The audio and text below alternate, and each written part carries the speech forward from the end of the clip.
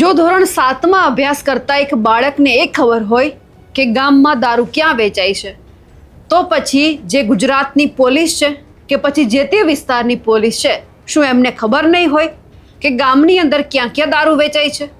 જ્યાં દારૂ વેચાય છે ત્યાં એક વખત રેડ પણ કરવી જોઈએ અને જે દારૂ વેચાઈ રહ્યો છે તેમને બંધ પણ કરાવવો જોઈએ.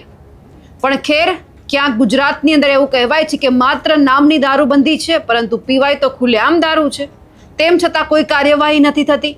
પણ આવી જે ઘટના જ્યારે ગીર સોમનાથમાંથી સામે આવી, આપણે જોયું કે ધોરણ 7માં અભ્યાસ કરતા વિદ્યાર્થીને એક શિક્ષક દારૂ લેવા મોકલે છે અને એ જ પછી ક્યાંક ભાંડો ફૂટે છે. પણ હવે આ તમામ બાબતે કોંગ્રેસ પણ લડી લેવાના મૂડમાં છે. નમસ્કાર, આપ જોઈ રહ્યા છો નિર્ભય ન્યૂઝ અને હું છું આપની સાથે રિદ્ધિ. ગીર સોમનાથ જિલ્લાની અંદર થોડા દિવસ પહેલા એક ઘટના સામે આવી કે જે એક શિક્ષક છે ધોરણ 7માં અભ્યાસ કરતા એક બાળકને દારૂ લેવા માટે મોકલે છે અને જ્યારે બાળક દારૂ લઈને આવે છે ત્યારે આખો જે આ ભાંડો છે તે ફૂટે છે. પરંતુ સવાલ એ થઈ રહ્યો છે કે જો એક 7મા ધોરણમાં અભ્યાસ કરતા બાળકને એ ખબર હોય કે ગામના ચોરે ક્યાં દારૂ મળે છે, તો પછી પોલીસને જ્યારે રજૂઆત થતી હોય છે ત્યારે પોલીસ મૂક બધિર થઈ અને કામ કેમ નથી કરતી? આ સવાલ માત્ર કોઈ ગુજરાતની જનતાના, ગીર સોમનાથની જનતાના કે પછી કોંગ્રેસના નથી. તમામ લોકો આ સવાલ કરી રહ્યા છે કે પોલીસ આખરે કામ શું કરે છે?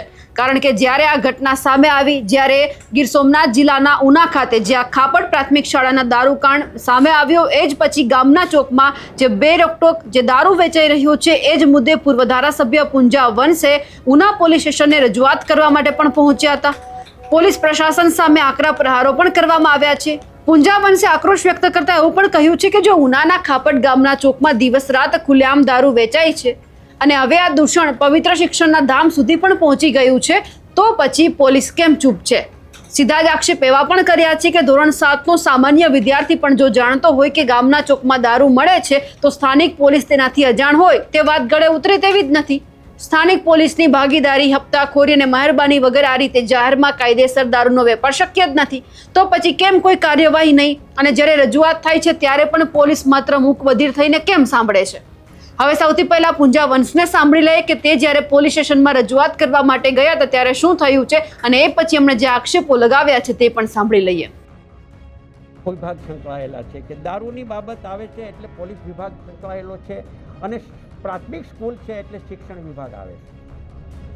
આમાં જે ઘટના જે ઘટી છે એ 4/3ના રોજ ખાપટ ગામના આચાર્યએ લેખિતની અંદર તાલુકા પ્રાથમિક શિક્ષણ અધિકારીને પત્ર લખ્યો અને એ પત્રની અંદર વિગતો સાથે લખ્યું છે કે બધાના શિક્ષકોના અને મધ્યાહન ભોજનના બધાના નિવેદન લઈને કે આ શિક્ષક છે એ દારૂ પીને સ્કૂલની અંદર આવે છે અને તમે ઘટિત કાર્યવાહી કરવા માટેનો કાગળ લખ્યો. 5/3ના રોજ જિલ્લા શિક્ષણ અધિકારીને તાલુકા પ્રાથમિક શિક્ષણ અધિકારીએ કાગળ પત્ર લખ્યો અને એ પત્ર લખ્યા પછી જિલ્લા વહીવટી તંત્રએ એમને નોટિસ આપી, એમને સાંભળ્યા અને સાંભળીને જે કાંઈ કાર્યવાહી કરવાની હતી એ કાર્યવાહી, એ વખતે જો કડક કાર્યવાહી કરવામાં આવી હોત અને સમયસર કાર્યવાહી કરી હોત તો મને લાગે છે કે આ જે કલંકિત ઘટના જે બની છે શિક્ષણમાં, એ ઘટનાને ટાળી શકાય હોત. એટલે જિલ્લા વહીવટી તંત્ર પણ સંપૂર્ણપણે, શિક્ષણ વિભાગ આમાં સંપૂર્ણપણે એમની વહીવટી નિષ્ફળતા ગણો કે જે કાંઈ આપણે કહીએ એ લોકોની પણ આમાં ચૂક છે અને એ ચૂક અતિ ગંભીર છે અને એ પાછળથી જે પગલાં લેવાના સસ્પેન્ડ કરવા જતા હતા. આ તો તમે મીડિયા ગયા પછી દબાવવાની કોશિશ કરી, છતાં મીડિયાએ ઉજાગર કર્યું એટલે સરકારને પણ શરમથી ઝૂકવું પડે એવા પ્રકારની આ કલંકિત ઘટના બની છે. એટલે તાત્કાલિક અસરથી શું કહેવાય, શિક્ષણ મંત્રીએ સૂચના આપી. તો શિક્ષણ મંત્રી પણ ગીર સોમનાથ જિલ્લાના છે, એટલો શિક્ષણ મંત્રીનો અને સરકારનો આટલો તો પ્રભાવ હોવો, વહીવટી તંત્રનો પણ પ્રભાવ હોવો જોઈએ કે આવી કોઈ પણ ઘટના બને તો તાત્કાલિક અસરથી પોતાના પાવરનો ઉપયોગ કરવો જોઈએ. જિલ્લા વિકાસ અધિકારી છે એ જિલ્લા પંચાયતની એમની જવાબદારી છે અને જિલ્લા પંચાયતના વહીવટી વડા તરીકે જિલ્લા વિકાસ અધિકારીશ્રી પણ સંપૂર્ણપણે નિષ્ફળ ગયા છે. ગીર સોમનાથ જિલ્લા પંચાયત છે એ ભ્રષ્ટાચારની હદ્દો બની ગઈ છે. રોકડાથી જે પ્રકારના તમારે નિર્ણયો કરવાના થતા હોય એ પ્રકારના નિર્ણયો ત્યાં થાય છે. એટલે આપના કહેવા પ્રમાણે શિક્ષણ વિભાગ પણ આમાં સંપૂર્ણ જવાબદાર છે અને મેં માનનીય મુખ્યમંત્રીશ્રીને પત્ર લખ્યો છે.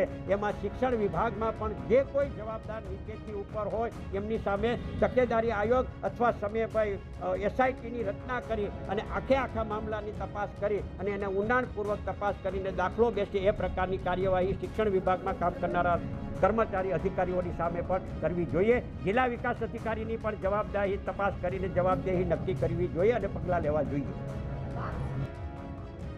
હવે જે આ ઘટના સામે આવી છે તેમને લઈ આપ શું માનો છો? કમેન્ટ કરીને ચોક્કસથી જણાવજો. સાથે જ અમારી નિર્ભય ન્યૂઝ ચેનલને લાઇક, શેર અને સબસ્ક્રાઇબ કરવાનું ભૂલશો નહીં. નમસ્કાર.